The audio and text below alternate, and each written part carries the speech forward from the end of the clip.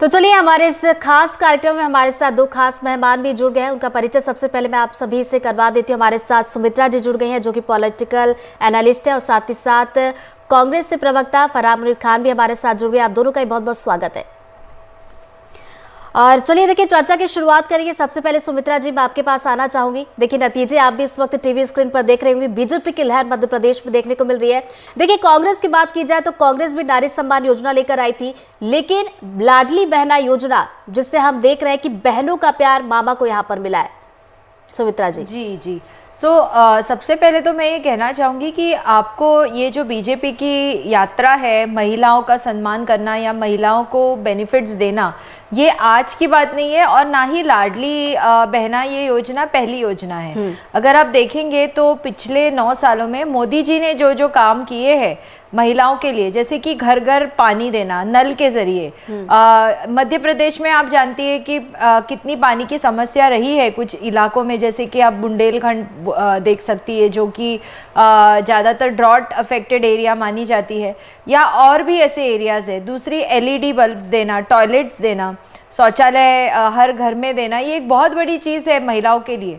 तो सिर्फ लाडली बहना योजना ही नहीं, लेकिन जितनी भी दूसरी भी योजनाएं बीजेपी ने दी है और उसको सही तरीके से इम्प्लीमेंट करी है, वो महिलाओं के लिए एक बहुत ही महत्वपूर्ण चीज़ हो गई है। और महिलाओं ने देखा है कि आज़ादी के 60 साल के बाद तक उनके घर में पानी नहीं पहुंचा, लेकिन आज उनके घर पानी आ रहा है और ये भाजपा आने के बाद हुआ है। और इसके वजह से कांग्रेस ने अगर कोई स्कीम बताई है तो उसको इम्प्लीमेंट नहीं किया है। कांग्रेस तो इतने वर्षों से सत्ता में थी, केंद्र में थी, राज्यों में थी, लेकिन ये सारी सुविधाएं उनको कभी मिली ही नहीं है। तो मुझे इसके लिए ये लगता है कि महिलाओं ने देखा है कि सिर्फ वायदे नहीं, लेकिन सच में काम हुआ है ऑन द ग्राउंड, और इससे काफ़ी फर्क पड़ा है। विश्वास मिला है मोदी जी को और शिवराज जी को, और इसी वजह से वो शिवराज जी को तो मामा जैसे देखते हैं और मोदी जी को एक आदरणीय घर के सदस्य की तरह। मोदी जी के ऊपर जब कोई करप्शन के चार्जेस डालता है तो वो बिलीव नहीं करती है, क्योंकि उन्होंने ये सब कुछ उनको मिला है। वो एलईडी बल्ब्स हो, या तो फिर वो शौचालय हो, या शिक्षा हो, या जो डीबीटी मिल रहा है उनके खाते में। क्योंकि हम देखते हैं कि महिलाएं जो रूरल एरियाज में खासकर होती है, उनके लिए बहुत बड़ी समस्या हो जाती है अगर उनके हाथों में पैसे नहीं रहते, क्योंकि उनके पति शोषण करते हैं, पैसे उनसे छीन लेते हैं। लेकिन डीबीटी से भी उनको बहुत फायदा मिला है, जनधन योजनाएं बनी हैं। तो ये सारी चीज़ें जो है ये डिलीवर ऑन द ग्राउंड हुई है, और शायद यही वजह है कि भाजपा को इतनी अच्छी तरह से एक बहुमत मिली है। और पिछले 2-3 सालों में भाजपा ने पूरी तरह से ट्राई किया है कि वो किस तरीके से इन सारे स्कीम्स को इम्प्लीमेंट करे। मुझे लगता है इसी का फायदा आपको डायरेक्टली दिख रहा है। और महिलाओं ने लगभग 4% ज़्यादा महिलाएं भाजपा को वोट कर रही है। ये इसी चीज़ का सबूत है कि स्कीम्स जो बोली गई है वो इम्प्लीमेंट हो रही है। बिल्कुल। अभी हमारे साथ खास मेहमान अभिषेक शर्मा भी जुड़ चुके हैं, सीनियर जर्नलिस्ट हैं। लेकिन सबसे पहले मैं फरहान मुनीर खान जो कि कांग्रेस स्पोक्स पर्सन है, तो आपके और आना चाहूँगी। देखिए फरहान जी, क्योंकि कांग्रेस ने भी काफ़ी वादे किए, 1500 देने का वादा किया, लेकिन क्या वजह रही कि महिलाओं को 1250 ज़्यादा भाया 1500 के मुकाबले? देखिए 1500 रुपये देने का हमने वादा किया था, क्योंकि हम कर्नाटक और हिमाचल में पहले से ही ये 2000 रुपये राशि हम दे रहे हैं। मध्य प्रदेश में हमने जो वित्तीय आकलन किया उसके हिसाब से हम 1500 दे सकते थे, इसलिए हमने यहाँ पर 1500 की घोषणा की।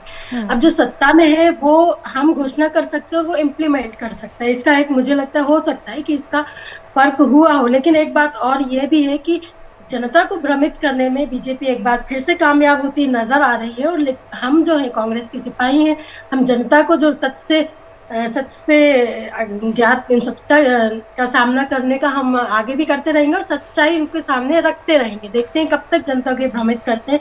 इसके अलावा मैं एक चीज और कहना चाहूंगी कि अभी हमारी जो बहन बैठी हुई है, उन्होंने मोदी जी की काफी सारे बखान किए कि उन्होंने ये किया वो किया, घर घर पानी पहुंचाए। क्योंकि 2014 से पहले तो हम सिर्फ कुएं से और नदियों से ही पानी लाते थे। हमारे पास न टॉयलेट था, न पानी था, न बल्ब था, न लाइट थी, न बिजली, कुछ नहीं था। जो कुछ भी हुआ वो सब 2014 के बाद ही हुआ।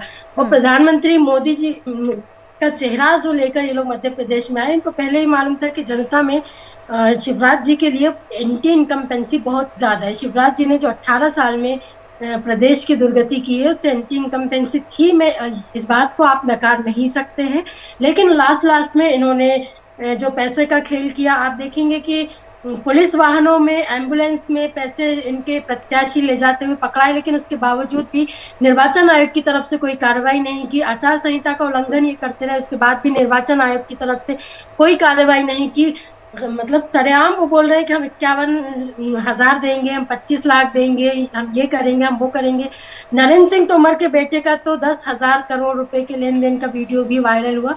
उसके बाद भी अगर हमारा निर्वाचन आयोग मुंह बधिर बैठा हुआ है तो ये कहीं ना कहीं प्रश्न उठाता है। लेकिन फराह जी, क्योंकि जो जैसा कि आपने कहा कि एंटी इनकम्बेंसी थी, अगर उससे पहले नगर परिषद के चुनाव हुए, नगर निगम के चुनाव हुए, उस दौरान भी बीजेपी ने काफी अच्छी यहाँ पर बढ़त हासिल की थी। आप देखेंगे उस दौरान आपने नगर निगम की बात की कि कई जगह जहाँ 35 साल से हम कांग्रेस नहीं थी, वहां पर हमने जीत हासिल की है। नगर निगम चुनाव में कांग्रेस लेकिन जहां मौका देना था वहां मौका देने के बजाय बीजेपी पर भरोसा दिया, और लंबा अंतराल है। मतलब यहाँ पर 164 अगर बीजेपी है तो 64 पर कांग्रेस है, काफी ज्यादा अंतर यहाँ पर नजर आता है। तो एंटी इनकम्बेंसी, जैसे कि सीएम शिवराज सिंह चौहान खुद कह रहे हैं कि ये प्रो इनकम्बेंसी है। देखिए, कांग्रेस ने तो खुद की जो गलतियां है उसे समझने से अभी भी वो कतरा रहे। अभी भी वो ये बोल रहे हैं कि पैसे देके वोटर्स को बहलाया गया और क्या क्या वो बोल रही है।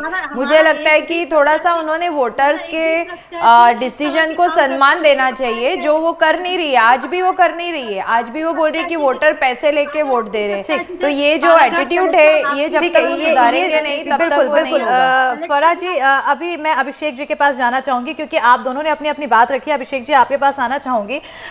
कोशिश बहुत की गई, कांग्रेस के द्वारा तमाम वादे किए गए महिलाओं के लिए, और मौका मिलने की देरी थी। अगर मौका मिलता तो शायद कुछ करके दिखाती, लेकिन महिलाओं को शायद कहीं ये लगता है कि अगर हमने मौका दिया तो वो जो 15 महीनों की तरह लुभावन दिया गया था, कुछ हुआ नहीं, और उसके बाद फिर अगर हम 5 साल का मौका देते तो फिर ऐसे ही होगा।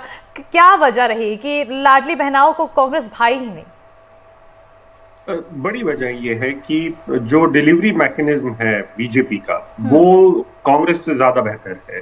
और आप अगर कोई प्रेसिडेंट होता, अगर कांग्रेस ऐसी कोई योजना अपने 18 महीनों की सरकार के वक्त में लाती और उसका अपना स्वरूप दिखाती, उस समय वो बताती।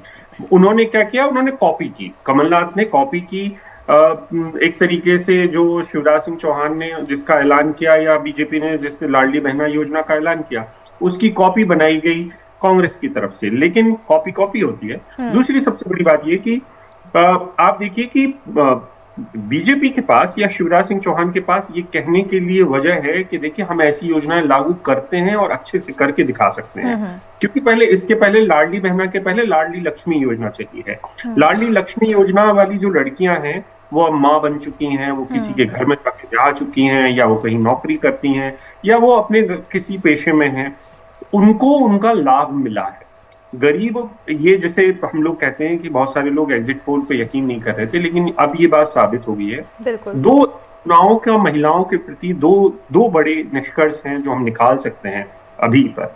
वो एक तो ये कि लाडली बहना या बाकी की योजनाओं में महिलाओं ने जाति और धर्म के परे जाकर बीजेपी को वोट दिया है। इसका मतलब ये है कि कल्याणकारी योजनाओं में जो भरोसा शिवराज सिंह चौहान का था और या उनकी सरकार का था, बीजेपी की सरकार का था, उन पे लोगों ने भरोसा किया है कि ये डिलीवर करते हैं। दूसरी ये कि जिन महिलाओं को पहले से लाभ मिल रहा था, उन लोगों ने अब ये माना है कि ये लाभ आगे भी मिलेगा क्योंकि हमें पहले मिला है। ऐसी कोई योजना या ऐसा कोई स्वरूप कांग्रेस इसमें एक तरीके से इस इमेजिनेशन, पॉलिटिकल इमेजिनेशन को भर नहीं पाई। इसमें बीजेपी बहुत आगे थी, और बीजेपी ने देखिए जिस तरीके से प्रचार किया, प्रचार में शिवराज सिंह चौहान के प्रचार से लोग थक जाते थे, लेकिन वो पूरे प्रचार में हैमरिंग जिसे कहते हैं, वो लगातार एक ही बात कहते थे, लाडली बहना, लाडली बहना, लाडली बहना, लाडली बहना। जब वोटिंग खत्म हो गई तब उन्होंने एक ही बात कही कि कांटे वाटे की कोई टक्कर नहीं है, महिलाओं ने, लाडली बहनों ने मेरे कांटे निकाल दिए। तो उनको पता था कि किस तरीके का स्विंग हो रहा है। लेकिन सिर्फ ये बहुत सरलीकरण होगा ये कहना कि सिर्फ महिलाओं की वजह से ये वोट, ये चुनाव जीत लिया गया है। महिलाओं ने एक रोल अदा किया है, क्योंकि आपको ध्यान रखना होगा कि कांग्रेस की तरफ से भी अच्छी योजनाओं का ऐलान किया गया। इसमें दरअसल पुरुषों का भी बहुत बड़ा रोल है, और जो जातिगत समीकरण है उन समीकरणों का भी बहुत बड़ा रोल है। बीजेपी ने उन सबको सटीक तरीके से बिठाया। और कांग्रेस की जो प्रवृत्ति थी या कांग्रेस का जो वहां पर चेहरा था, उन चेहरों में ऐसा कोई ओबीसी का चेहरा नहीं था। आप देखिए कि जहां पर अभी हाटपिपलिया से अगर कुणाल चौधरी हार रहे हैं, उनकी सीट मैं भूल रहा हूँ, अगर वो वाली सीट जो है वो कुणाल चौधरी की सीट है, कुणाल चौधरी की जो सीट है वो अगर वो हारते हैं या पीछे चल रहे हैं, तो आप देखिए कि खाती समाज के लोग जो कि मालवा में और इंदौर के आसपास के इलाकों में ठीक ठाक संख्या में हैं, और जहां से राहुल गांधी ने अपनी रैली का ऐलान किया था, उस जगह पे भी वो जमे नहीं रह पाए। तो ओबीसी का एक बड़ा वर्ग निकल कर, जिसके टूटने की आस थी इस बार कांग्रेस को, वो टूटकर बीजेपी के पास, वो बीजेपी के साथ ही रहने का उसने फैसला लिया। जी चलिए अभिषेक जी, दोबारा मैं आपके पास लौटूंगी। इस वक्त हमारे से होगी ज्योति जी भी हमारे साथ न्यूज रूम से लाइव जुड़ गए, उनका भी रुख करना चाहूंगी। ज्योति जी, क्योंकि हम खास तौर पर बात करें लाडली बहना योजना की, एक तस्वीर भी टीवी स्क्रीन पर हम लगातार दिखा रहे हैं, जिसमें सीएम शिवराज सिंह चौहान, राधा भाई जिनको गले लगाते हुए नजर आ रहे हैं। मुझे लगता है जिस तरीके से कहा जाता है ना ज्योति, कि रिश्ते में एक विश्वास होना चाहिए, बहनों ने विश्वास भी जताया है। और देखिए बात यहाँ पर सिर्फ पैसों की नहीं है, हमने वक्त पर देखा है, चाहे वो रक्षाबंधन का त्योहार हो या बहनों को गले लगाना हो, उससे मुलाकात करना हो, बहनों के बीच पहुंचना हो, तो एक भावुक कर देने वाली तस्वीर भी सीएम शिवराज सिंह चौहान की जब आती रही है, यही लगता रहा है कि वाकई में ये भाई बहन का रिश्ता है। ज्योति, आपके साथ एक लाडली भी खड़ी हुई है, तो मैं चाहूंगी कि उसको भी अपने साथ सम्मिलित करें।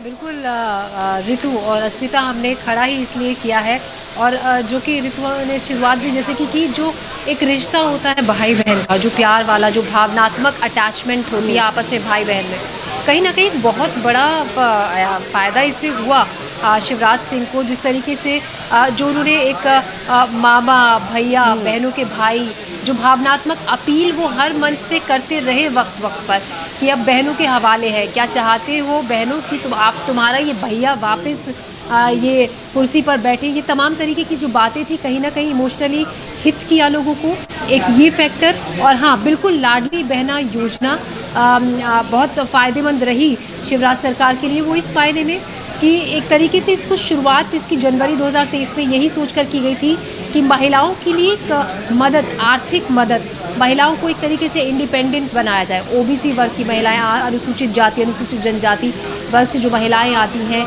जिनकी जो परिवार की जो वार्षिक आय है 2.25 लाख से कम है, वो महिलाएं इसमें आवेदन कर सकती हैं। और वो महिलाओं ने आवेदन कर इसका लाभ भी उठाया, और उस लाभ से उनकी ज़िंदगी बदली। क्योंकि बहुत सी महिलाएं हमने देखी थी, जो जब ग्राउंड रिपोर्ट हमारे सहयोगियों ने, हमारे रिपोर्टर्स ने हम तक पहुँचाई, तो महिलाएँ यही कहती थी कि हाँ, वो 1000 रुपया जो अकाउंट में आता है, उससे हमारी ज़िंदगी बदल गई है, हमें बहुत मदद मिली है। अब हमें खर्चे के लिए बार बार घर के जो आमदनी, जो मेन कमाने वाला शख्स होता है, उसके सामने हाथ नहीं फैलाने पड़ते हैं, क्योंकि हमारे अकाउंट में 1000 रुपये आ जाते हैं, जिसको बढ़ाकर 1250 कर दिया गया।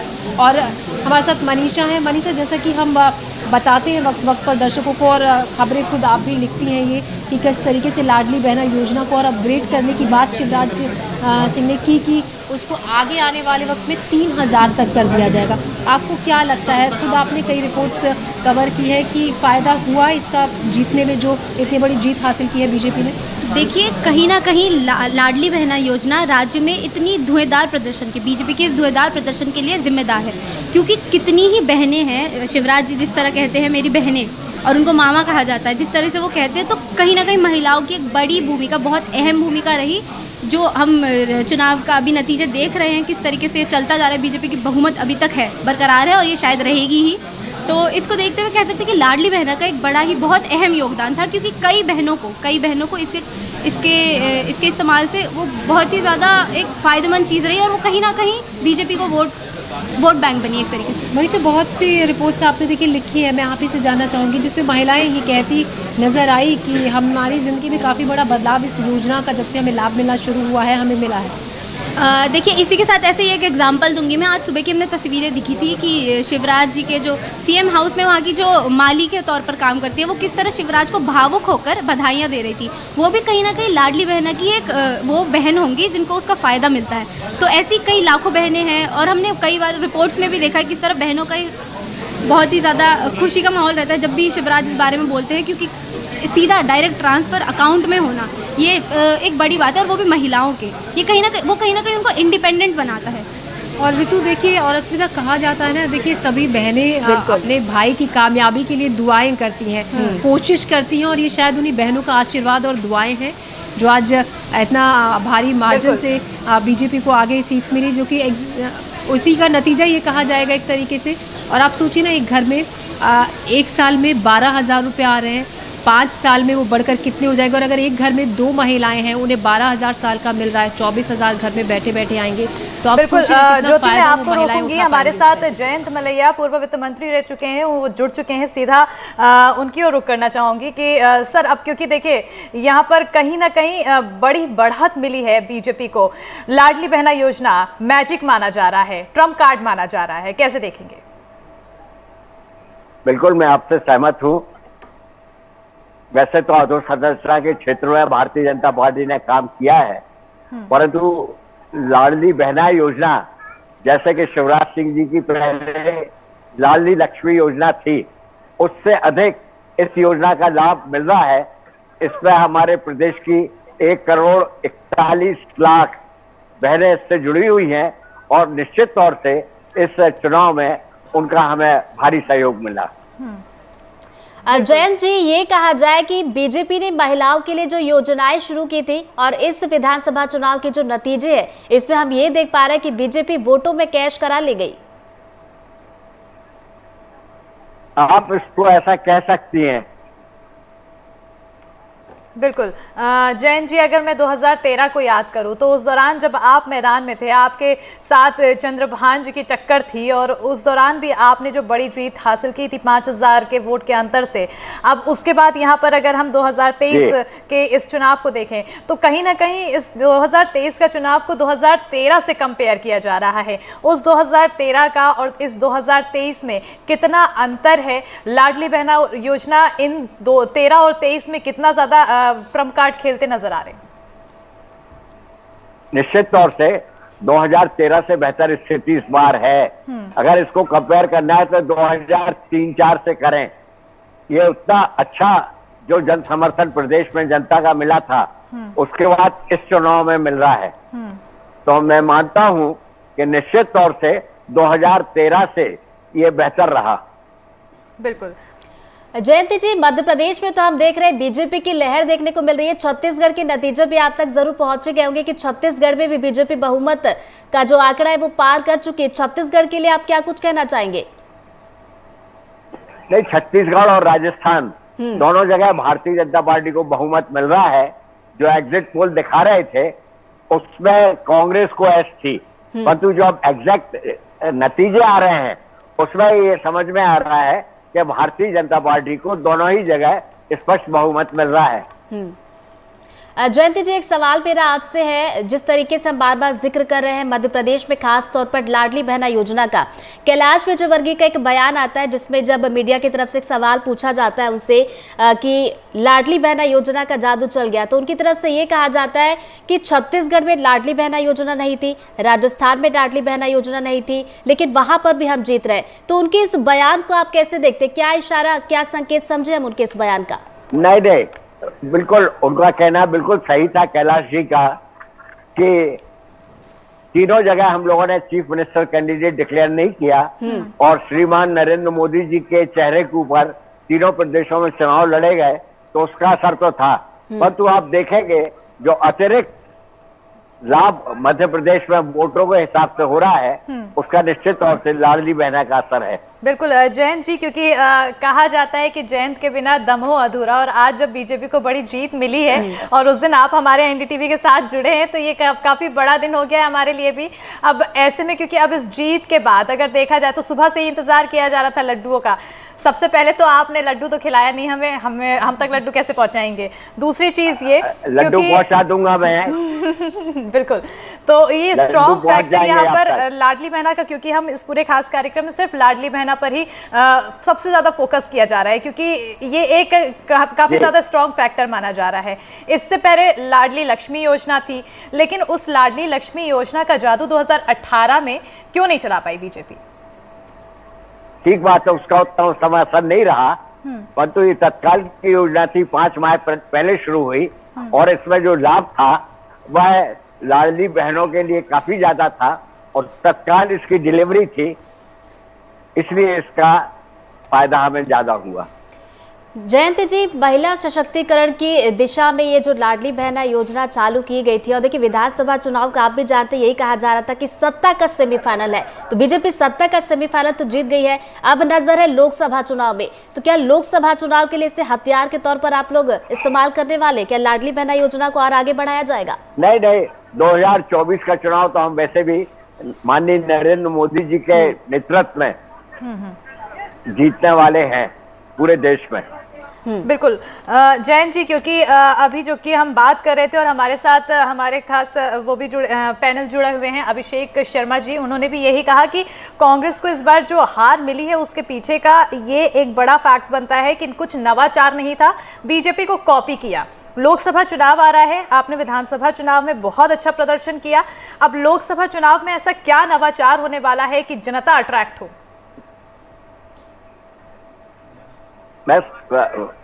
आपने मुझसे पूछा? बिल्कुल, आप ही से पूछा सर। हाँ, कांग्रेस के पास कुछ नहीं है, वो घोषणाएं भी करते हैं, जैसे पिछली बार 2018 में घोषणा की थी कि उनकी सरकार आएगी, वो 2 लाख रुपए तक का किसानों का कर्जा माफ करेंगे। 16 महीने कमलनाथ जी इस प्रदेश के मुख्यमंत्री रहे, कोई कर्जा माफ नहीं हुआ, उनकी बातों पे लोगों ने भरोसा करना छोड़ दिया है। बिल्कुल बिल्कुल, बहुत बहुत शुक्रिया सर, आप हमारे साथ जुड़े, और लड्डू का इंतजार रहेगा कि आखिर कब तक ये लड्डू पहुंचना है हमारे स्टूडियो तक। बहरहाल बहुत शुक्रिया आपका समय देने के लिए एनडीटीवी मध्य प्रदेश छत्तीसगढ़ को। सुमित्रा जी, मैं आपके पास आना चाहूंगी, क्योंकि 2018 की अभी मैंने बात की, तो एक अहम सवाल 2018 से मेरा ये बनता है कि लाडली बहना योजना और लाडली लक्ष्मी योजना, पहले ही बीजेपी लाडली लक्ष्मी योजना के दम पर महिलाओं के बीच खेल चुकी है, अब लाडली बहना योजना ने तो काफी जादू किया है, लेकिन लक्ष्मी योजना उतना ज्यादा क्यों नहीं कर पाई जादू? साथ ही साथ उस 15 महीनों में क्या बीजेपी ने इन्हीं चीजों पर होमवर्क किया कि अब वापस जब आई तो एकदम जानदार एंट्री के साथ और लाडली बहना योजना एक ट्रम्प कार्ड की तरह खेला? कभी कभी क्या होता है कि कोई स्कीम इंट्रोड्यूस होती है, लेकिन उसका इम्प्लीमेंटेशन जो है वो सही तरीके से नहीं हो पाता है। तो मेरे ख्याल से बीजेपी ने इस बारे में ज़रूर कोई चिंतन मंथन किया है कि वो क्यों 2018 की इलेक्शन हारी थी। हालांकि आपको ये देखना पड़ेगा कि 2018 की इलेक्शन बीजेपी बहुत कम सीटों से हारी थी, मेरे ख्याल से 5 या 6 सीटों का ही अंतर था। और इस बार ये जो योजना आई है और जो 2018 के सीटों में इन्होंने जो हार के कारण हैं उनको सही तरीके से इसका मंथन और चिंतन हुआ है, और उसके बाद उन्होंने कई सारे कदम लिए हैं। ना ही महिला वोटर के साथ जो इमोशनल कनेक्ट उनका टूट गया था उसे उन्होंने बनाया है ये नई योजना लाके। इसके अलावा उन्होंने 2-3 और काम किए हैं कि जैसे बहुत सारे सांसद उन्होंने उतार दिए इलेक्शन में और उनको एमएलए के इलेक्शन लड़वाए हैं। इससे भी काफ़ी फर्क पड़ा है और उनका डायरेक्ट असर 7 से 8 सीटों पे पड़ता है जब कोई सांसद खुद अपनी सीट भी बचाता है और आसपास के भी सीटों पे उसका काम जारी रहता है। तो ये एक बहुत बड़ी चीज़ हुई है जिसकी वजह से भाजपा को बढ़त मिली है। और तीसरी चीज़ जो हुई है ये है कि जो हिंदू या सनातन धर्म के जो वोट बैंक है उसका जो एक कंसोलिडेशन हुआ है मध्य प्रदेश, राजस्थान और छत्तीसगढ़, ये तीनों एरियाज में क्योंकि इंडी अलायंस जो है ये एक फेलियर साबित हुई है और इंडिया अलायंस ने जो बार बार सनातन धर्म का अपमान किया, वुमेन रिजर्वेशन बिल पे जब वो बार बार बात कर रहे थे तब वो ओबीसी फैक्टर या मुस्लिम फैक्टर उसमें ला रहे थे। इससे ये पता चल रहा था कि वो महिला विरोधी है, वो महिलाओं को उन्होंने उतनी सीटें नहीं दी। अगर उन्हें सच में वुमेन रिजर्वेशन बिल तुरंत लागू करना होता तो वो अंदरूनी पार्टी डिसीजंस भी ला सकते थे कांग्रेस लोग, और वो ला सकते थे महिलाओं को ज्यादा सीटों पे, लेकिन उन्होंने ऐसा कुछ भी नहीं किया। तो उनके कथनी और करनी में काफी फर्क था।